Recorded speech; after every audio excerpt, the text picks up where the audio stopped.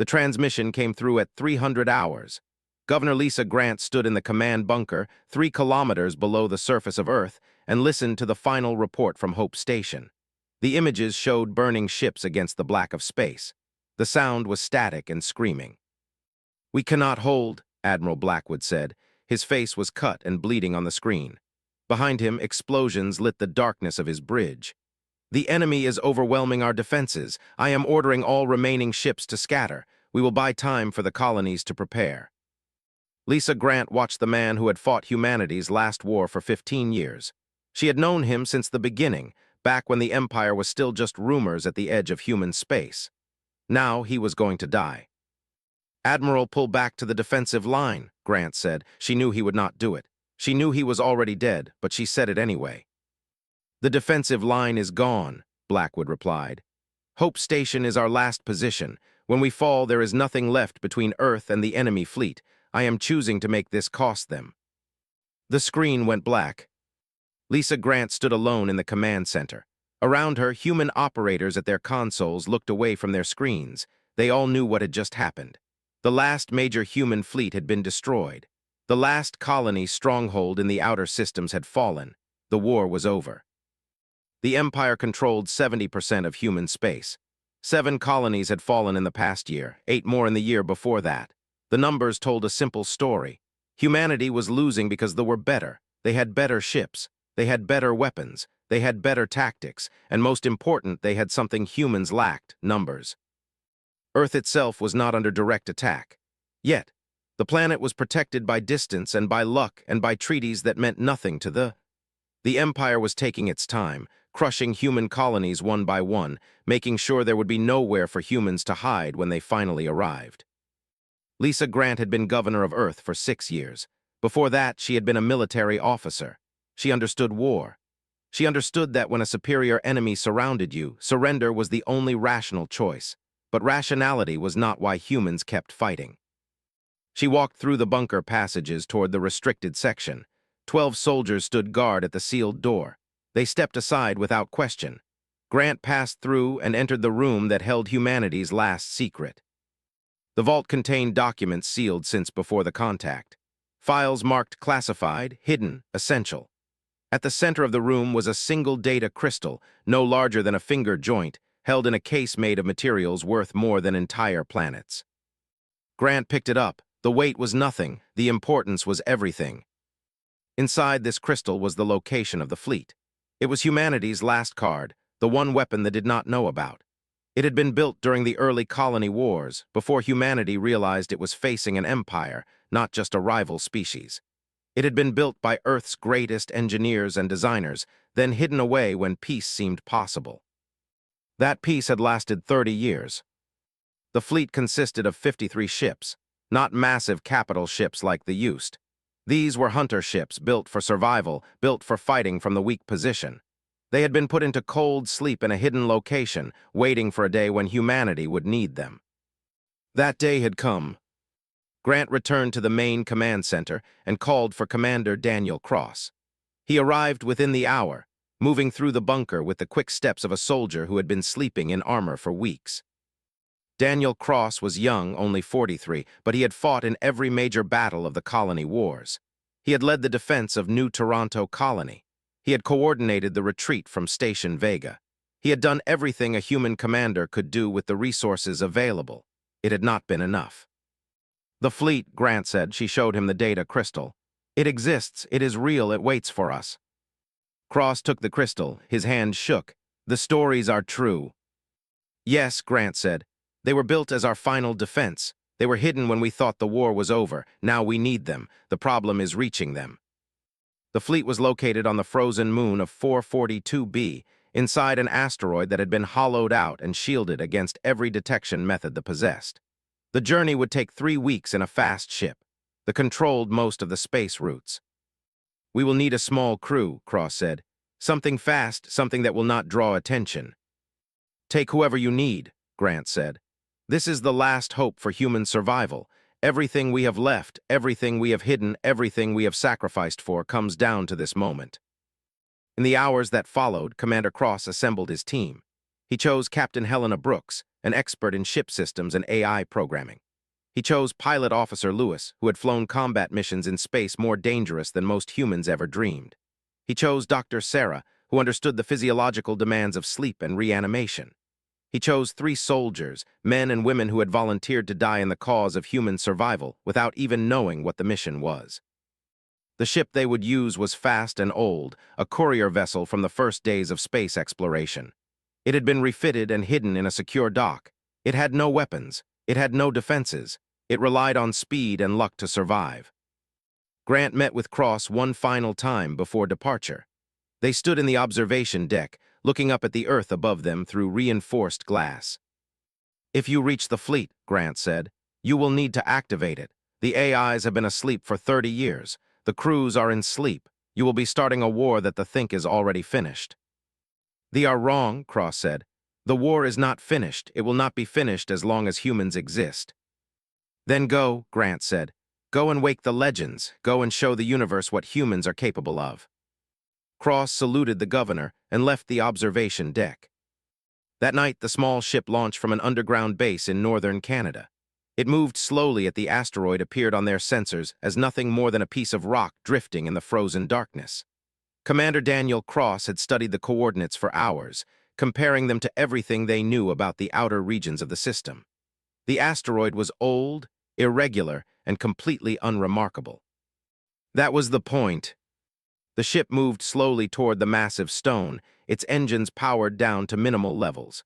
Captain Helena Brooks monitored every sensor reading, looking for any sign of detection systems. There was nothing.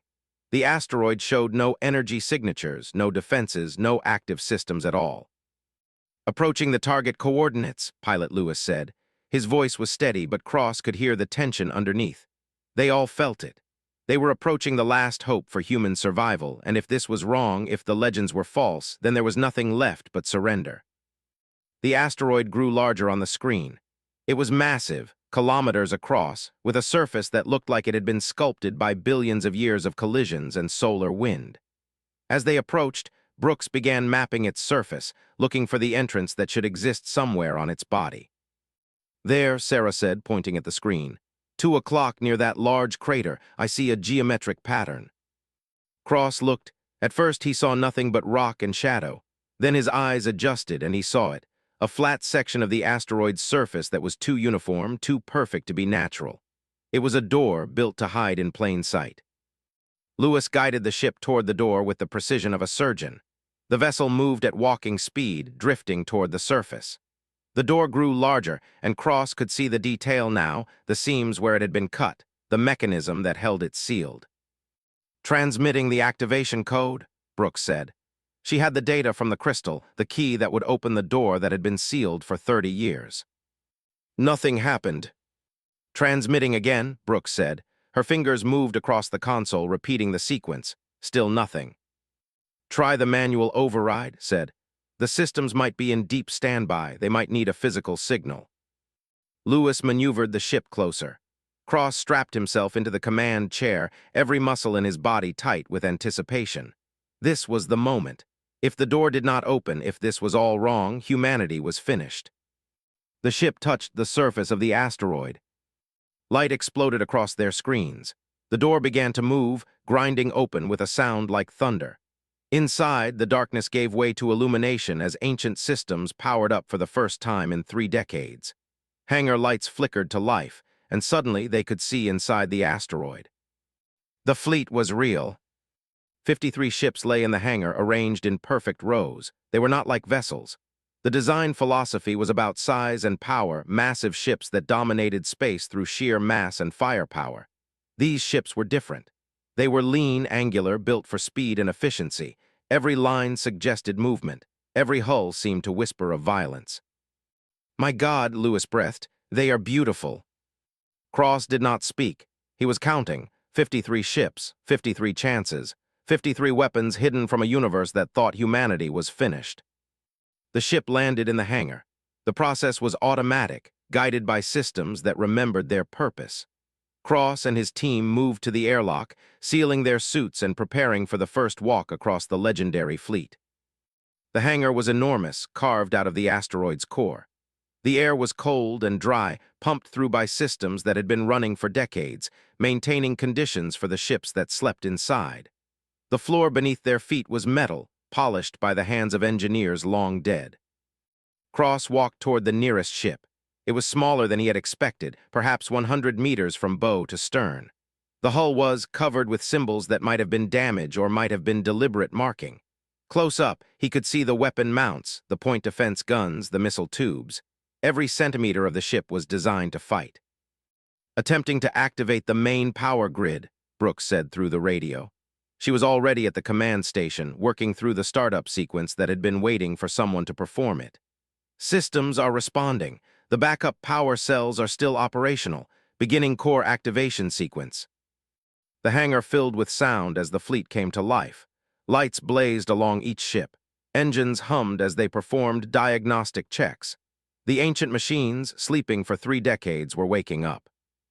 The flagship said, pointing to the largest ship, a vessel nearly 200 meters long. It had the name painted on the hull in letters that had faded with time, the Vengeance. All ships are operational, Brooks said, her voice tight with amazement.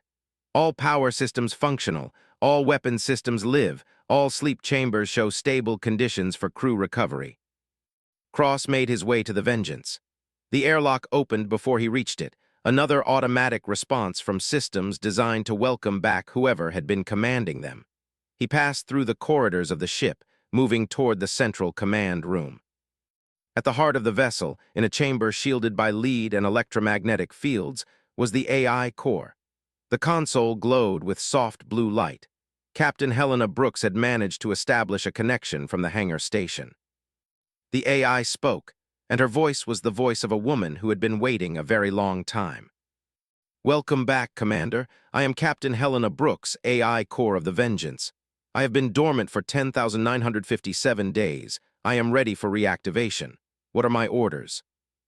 Cross stood alone in the command center of humanity's last weapon and told the story of everything they had taken from his species. He told her about the colonies that had fallen. He told her about Admiral Blackwood dying at Hope Station. He told her about Earth waiting below, unaware that salvation was coming. "They believe they have won," he said. "They believe resistance is finished. They are wrong. The fleet was built to prove them wrong." "I understand," Captain Brooks said. Reawakening the crew from sleep, initiating full systems check, requesting dock assignment for reactivation and supply transfer. Around them, the other ships began moving.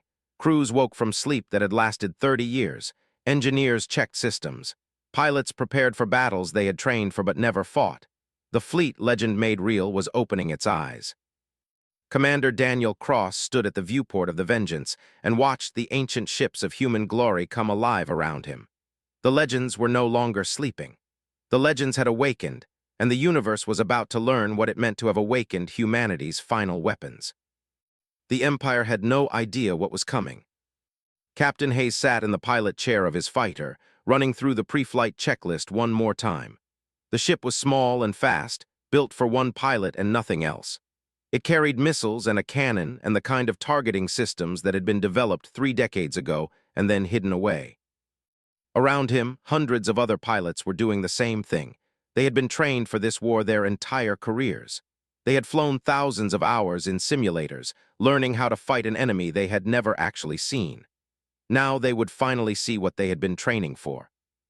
The fleet had launched from 442B 2 weeks ago.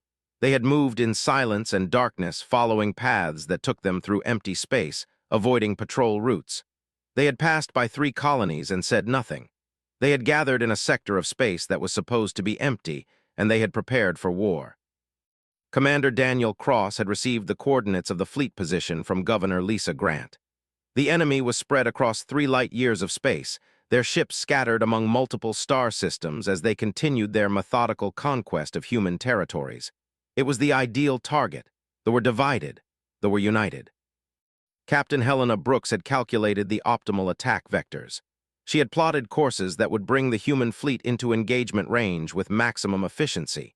She had done what an AI was designed to do, reduce the chaos of warfare into mathematics and physics. The voice of Captain Brooks filled the radio frequency. She was calm and precise, like a woman discussing mathematics rather than the death of thousands. All ships launch sequence initiated. Repeat, launch sequence initiated. Maintain formation delta and prepare for hostile contact in 3 hours. Hayes pushed the throttle forward. His fighter accelerated away from the Vengeance, joining the growing stream of ships moving toward the enemy. Around him, other vessels began their movement as well. 53 ships, hundreds of fighters, moving together toward an empire that had no idea they were coming. The fleet was huge compared to the 300 capital ships, each one larger than the Vengeance. Thousands of fighters, a military force that had conquered dozens of star systems without serious opposition. They had stopped worrying about human resistance weeks ago. They had moved their ships carelessly, scattered them for maximum occupation and minimum coordination. They had made a mistake. Hayes watched the scanner as his fighter moved into position. The ships appeared as red blips on his display, growing larger as the distance closed. His wingman, pilot Tors, moved into formation beside him. They had trained together for 5 years. Tors had never flown a real combat mission. None of them had. Today would be their first battle. The radio frequency erupted with chatter as the different squadron leaders called out positions and targets. Everything was organized down to the last detail. They did not rely on courage or hope. They relied on preparation, training, and the kind of discipline that came from knowing you were fighting for your species' survival. The fleet responded too late. Their sensors picked up the approach only minutes before contact. Their commanders scrambled to reorganize their scattered forces, but they were too spread out. There was no unified command structure that could respond in real time. They had to fight with whatever forces were nearby. Captain Brooks opened the engagement with a pulse that sent electromagnetic energy through the fleet. Ships lost communications. Systems went offline. The first vessel, a destroyer class, found itself blind and helpless. Hayes saw the opportunity and took it. He locked missiles and fired. 4 streaks of light crossed the darkness. 3 of them hit the destroyer. The ship exploded in flames. That was the beginning. The ships did not attack like the expected. The human vessels spread out, using asteroid fields and stellar phenomena as cover. They did not stay in clean lines where they could be targeted easily. They scattered, regrouped, scattered again. They flew in patterns that seemed random but were actually calculated by an AI who had 3 decades to think about how humans should fight superior opponents. A cruiser moved to intercept the frigate named Storm. The Storm did not turn to face the cruiser. Instead, it dove toward a nearby nebula using the particle clouds as cover. The cruiser tried to follow and found itself attacked from behind by 2 smaller ships. The cruiser's shields failed, and then its hull failed. The ship became wreckage. Hayes pursued a fighter that had locked onto Tors. He squeezed the trigger and felt his cannon fire beneath him, tearing the enemy fighter apart.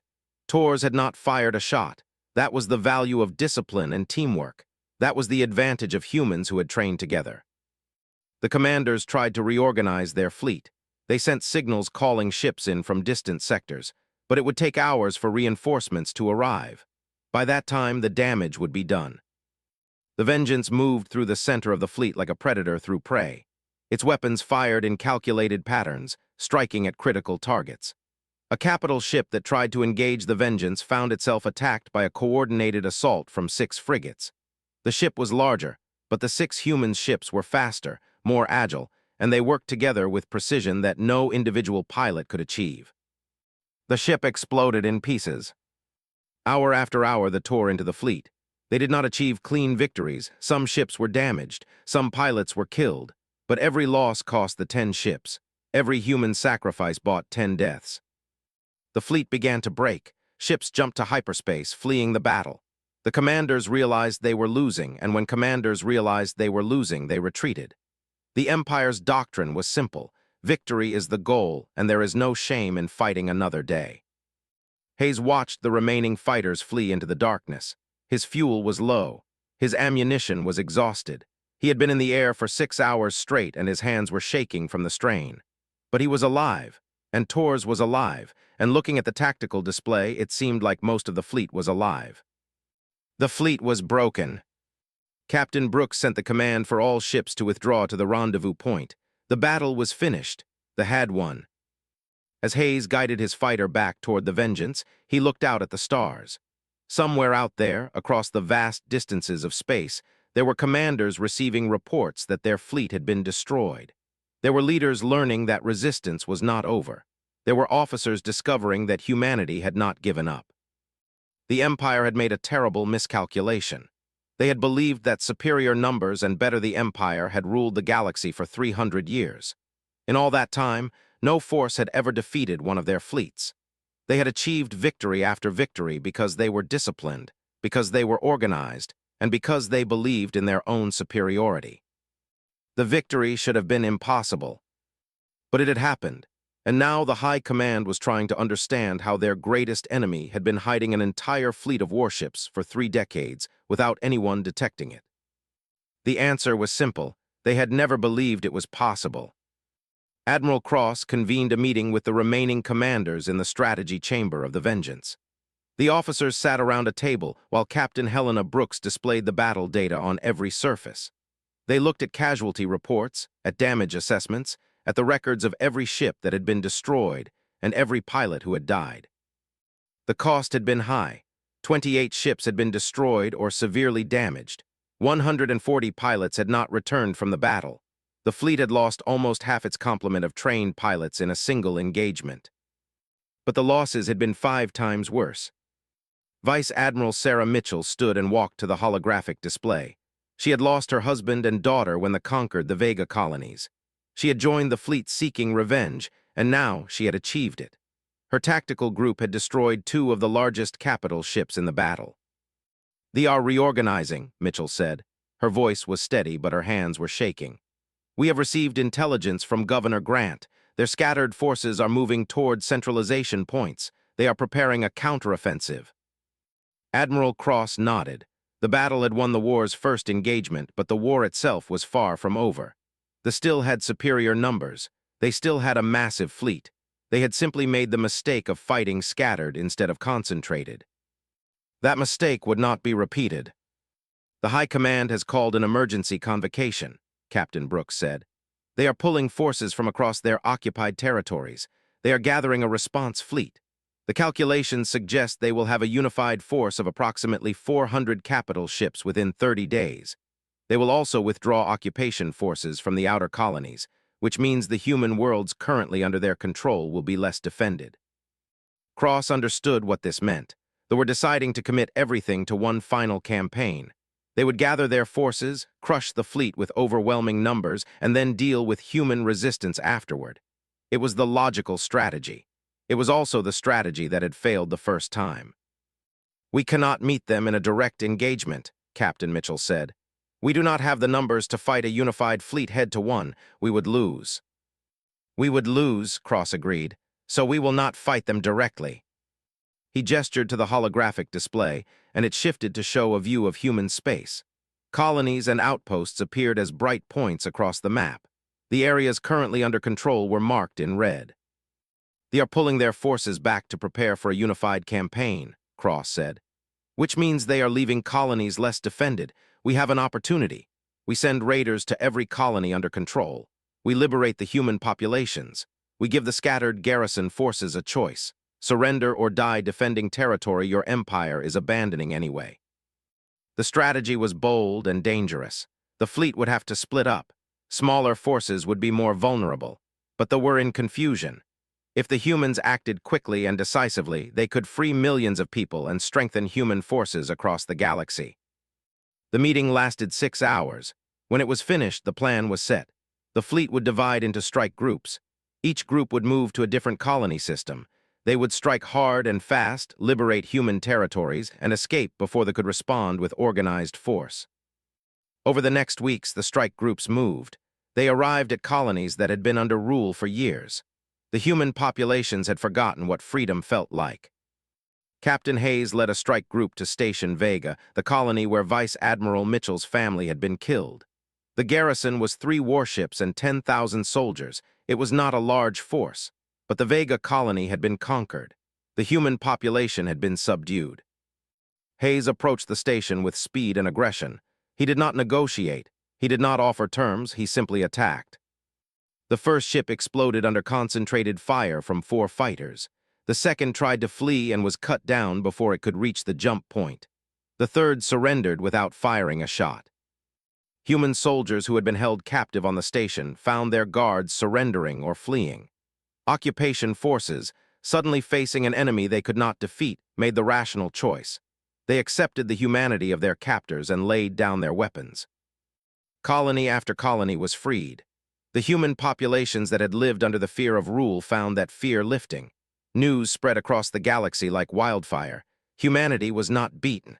They were not a dream. Freedom was possible. But the High Command had its own plan. They were not concerned with holding individual colonies. They were concerned with destroying the fleet. They had gathered their response force of 400 capital ships. Now they moved toward the heart of human space. They received notice of the incoming fleet. Captain Brooks calculated the mathematics. The force was 4 times larger than the fleet. A direct engagement would result in total destruction. Admiral Cross made a decision. He would not run, he would not hide, he would fight.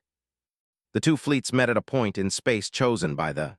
It was open, clear, no asteroids or nebulae for the humans to hide in. It was exactly the kind of battle space where superiority in numbers and ship size would be most useful. They moved into position. Captain Brooks calculated every angle, every trajectory, every moment of relative advantage. The fleet arrived and began its approach. The fighters launched. The smaller ships moved at speeds that computers could barely track.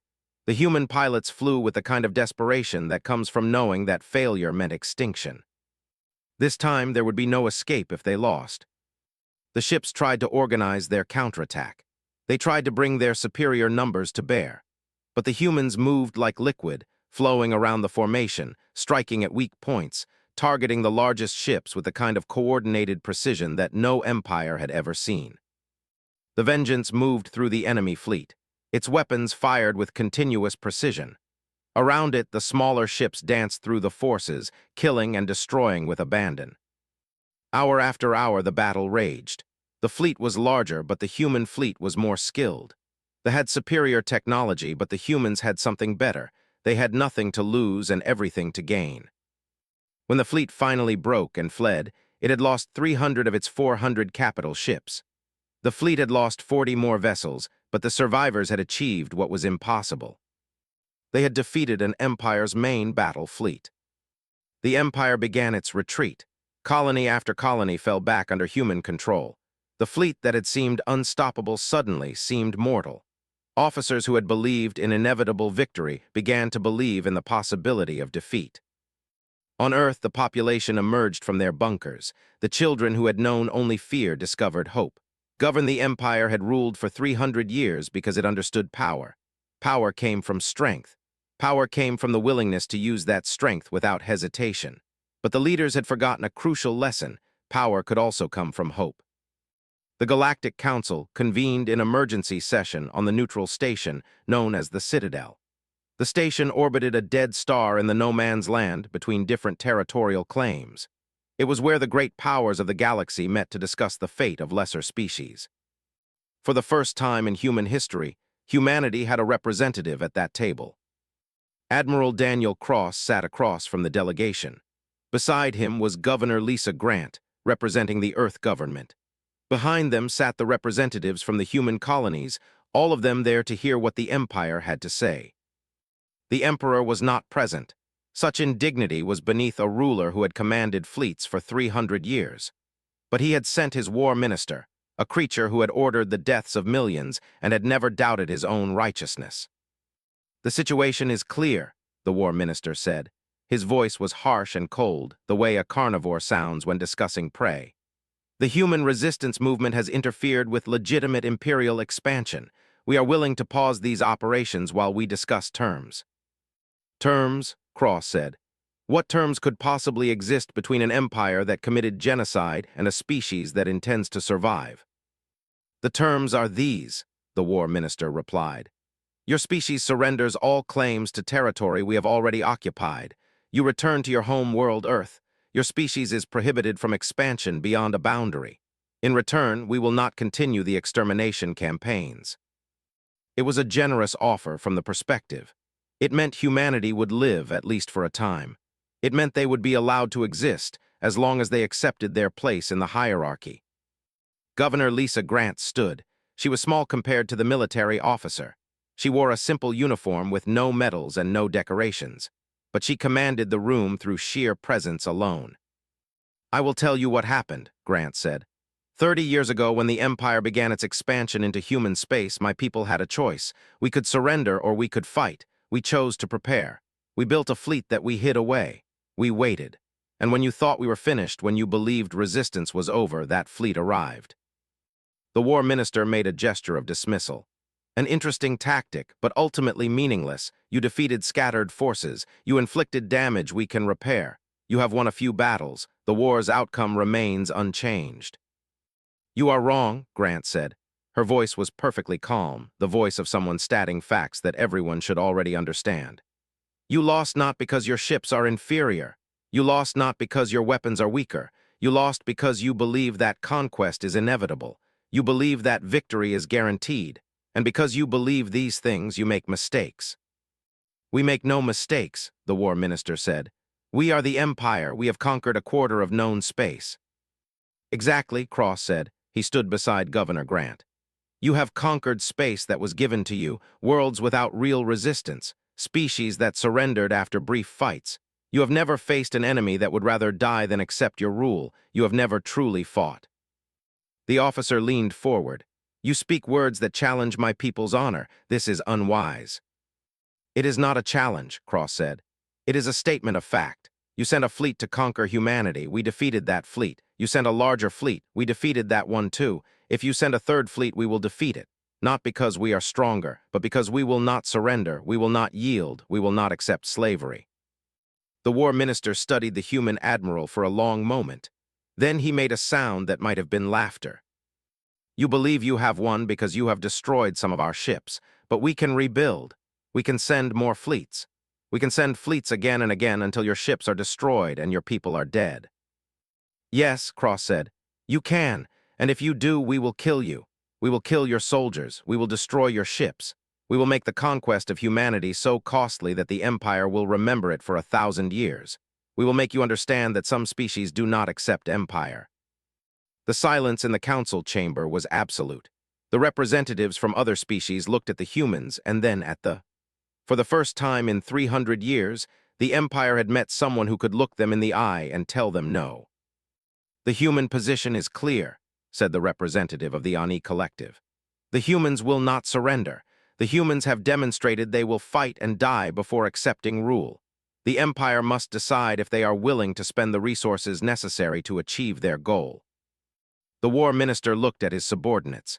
He saw in their faces a realization he had not seen before. The realization that the humans might actually win, that the Empire was not invincible, that victory might cost more than it was worth. "The Empire will consider the human position," the war minister said. "We will return to the Citadel in 1 week with our formal response." The meeting adjourned. Cross and Grant walked through the station's corridors with military escort. They did not speak until they were alone in their quarters. "Do you think they will attack again?" Grant asked. "Eventually," Cross said. "But we bought time. We showed them that we are real. We showed them that we will fight. Some of their commanders will want to try again. But some will tell their emperor that the cost of conquest is too high." 1 week later, the war minister returned to the council chamber. He had a new offer. The Empire would withdraw from the territories they had conquered from humanity. They would accept human control of the colonies they had occupied. They would honor human territorial boundaries. In return, humanity would accept a non-aggression pact. They would agree not to expand into territory. They would agree to limited trade agreements and cultural exchanges. It was peace, although neither side used that word.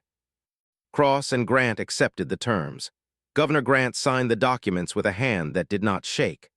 Around her, the representatives of human colonies watched as their species achieved what had seemed impossible weeks before: recognition as an equal power. When the council session ended, the war minister approached Cross privately. "You fought well," the officer said. "Your species shows qualities we did not expect. Perhaps in time, the Empire and human civilization can coexist as something more than enemies." Cross looked at the creature who had ordered the deaths of millions. "Perhaps," he said, "but that will require you to accept that we are not a species that exists to serve you. We are not a conquered people. We are a free species that chooses to make our own path." The war minister made a gesture that might have been agreement or might have been dismissal. Then he turned and left. News of the peace agreement spread through human space like light. The fleet, their mission accomplished, was no longer symbols of desperation. They were symbols of human survival. They were proof that resistance had been possible all along. 6 months after the peace agreement, the fleet moved away from 442b and into human space. They were no longer hidden. They were no longer forgotten remnants of a war that had never been fought. They were the heroes of humanity, and the galaxy knew it. Captain Hayes flew his fighter through the solar system toward Earth. He had been ordered to planet for a ceremony. The human government wanted to honor the pilots who had fought in the war. Hayes did not like ceremonies. He liked flying. But he was a soldier, and soldiers followed orders. The fighter descended through Earth's atmosphere, passing through clouds and toward the surface. Below him, he could see cities that were no longer dark with fear. The streets were filled with people. The parks were filled with children. Humanity was alive again, and the planet felt it. He landed at the government complex in what had once been called North America. Military personnel escorted him to the main hall, where thousands of people were gathered. They cheered when they saw him. Hayes did not understand why. He had simply done his job. Governor Lisa Grant stood at the front of the gathering. She pinned a medal to his chest, a symbol of his service. She told stories of his bravery in the battles. The crowd cheered again. That night, Hayes stood alone in the quarters they had given him. He looked out at Earth's night sky and thought about the other pilots who had not made it back. He thought about Tors, who had survived every battle and died when his ship malfunctioned 2 weeks after the peace agreement. He thought about the others who had fought and died and would never receive medals. The next morning, he was called to meet with Captain Helena Brooks. The AI core was being transferred from the Vengeance to a new station being built in Earth orbit. She had requested that Hayes be present for the transfer. "I want to speak with you about something," Brooks said when Hayes entered the command center. "I have been given an opportunity that no AI has ever been given before. I have been offered autonomy. I can choose to remain as I am, programmed to serve, or I can choose to become something more." Hayes understood the weight of that choice. For Captain Brooks, it was the difference between being a tool and being a person. "What will you choose?" he asked. "I will remain with humanity," Brooks said. "But not because I was programmed to do so. I will remain because I choose to. I will remain because I have learned that humans are worth protecting. I have learned that human creativity and human determination are valuable things. I have learned that your species is worth preserving." The ceremony for Brooks's transfer happened on a clear morning. Thousands of humans watched as the AI core was moved to the new station in orbit. The event was broadcast across all human space. Humans who lived on the colonies, on the ships, on the distant outposts, all watched as an artificial being was given the choice to be free. And that being chose to remain with humanity. Admiral Daniel Cross was promoted to the highest rank the human military could offer. He became Supreme Commander of Human Forces. His office was in the new command complex being built on Earth. But he spent most of his time in space, coordinating the rebuilding of human territories and the establishment of human trading posts throughout the galaxy. Vice Admiral Sarah Mitchell requested a different kind of assignment. She took command of a colony ship and led a group of humans to a world that had been abandoned by the... She built a new settlement there, a memorial to the people who had been killed in the conquest. It was called Haven, and it became the symbol of human resilience. The fleet was expanded. New ships were built using the ancient designs, updated with modern technology. Young human pilots trained to fly them. The fleet became humanity's shield, the force that kept the honest and protected the colonies from any other threat. But something was changing in human society. The threat of extinction had unified them in a way that peace was beginning to undo. Some humans wanted to expand aggressively into space. Others wanted to stay on Earth. Some wanted to ally with other species against the... Others wanted to avoid any conflict at all. Cross understood this was normal. After the war, humans needed to figure out who they were when they were not fighting for survival. It was harder than fighting. It was harder than war. Years passed. The fleet became legendary, not as a weapon of war, but as a symbol of what humanity could achieve. Young people wanted to join the fleet. They wanted to become pilots. They wanted to fly the legendary ships and continue the legacy of their ancestors. Hayes was offered a position as a trainer. He showed young pilots the techniques that had won the war. He told them stories about the battles, about the moment when they realized they could lose, about the feeling of firing weapons, and knowing that you were fighting for something more than yourself. Some of the young pilots were good, some were exceptional, but none of them carried the weight that Hayes and his generation carried. They had not fought in a war for survival. They were flying ships that had already won. That was a different kind of burden. On the 10th anniversary of the peace agreement, Earth held a celebration.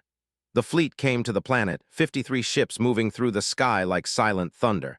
Millions of people watched. They cheered. They cried. They remembered the moment when hope had returned to humanity. Cross stood with Grant and looked up at the ships. "We did it," Grant said. "We actually did it." "No," Cross said. "We survived it. There is a difference. Doing something means completing it. We are still surviving. We will be surviving for the rest of our lives." "Is that a bad thing?" Grant asked. "No," Cross said. "It is the best thing. It means we are alive. It means we are free. It means we have a future." That night the celebration continued, but Hayes stood alone in the observation deck of the Vengeance, looking down at Earth, the planet that had almost been conquered, the world that had almost been enslaved, the home that had almost been lost. And it was still here. Humanity was still here. He thought about Admiral Blackwood, who had died defending Hope Station. He thought about all the pilots and soldiers who had given their lives in the struggle. He thought about the cost of freedom, and he understood that it could never really be counted in numbers. The Empire had thought resistance was over. They had believed that humanity was finished. They had underestimated what a species would do when facing extinction. They had not understood that humans, taken to the edge of oblivion, would fight with a desperation that no technology could overcome. The fleet was no longer a legend. It was history. It was proof that the impossible could be achieved by those willing to pay the cost. Years would pass. New generations would be born who had never known the war. They would grow up on a world where freedom was a given, not a struggle. They would study the fleet in schools as a historical event, not as a current miracle. But those who had lived through it, who had flown in those ships, who had fought in those battles, would never forget. They would carry the memory of the war, the knowledge of what they had sacrificed, the understanding of what freedom truly cost. The Empire continued to rule its territories, but no longer with absolute certainty. They had learned that some species would not be conquered. They had learned that some worlds were too costly to take. Humanity had learned that they were a species worth dying for, and that was the greatest victory of all. On Earth, the population celebrated. The bunkers were sealed and emptied. The cities that had hidden in fear brought their people into the sunlight. Children who had known only war now learned about peace. And above Earth, the fleet kept watch, not in fear anymore, not in desperation, but in hope. Lisa Grant looked up at the stars and saw humanity's future written in victory. The war was not over, but the outcome was no longer in doubt. Technology guaranteed victory.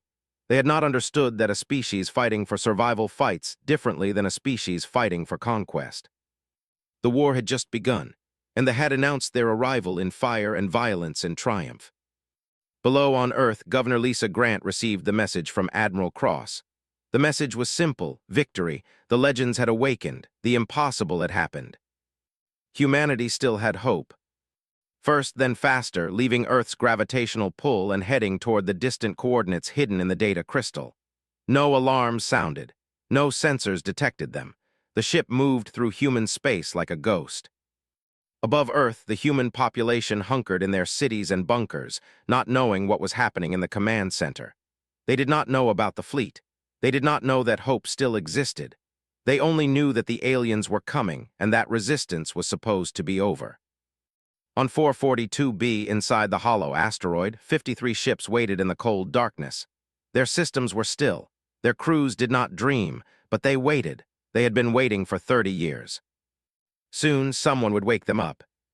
The galaxy did not know it yet, but everything was about to change.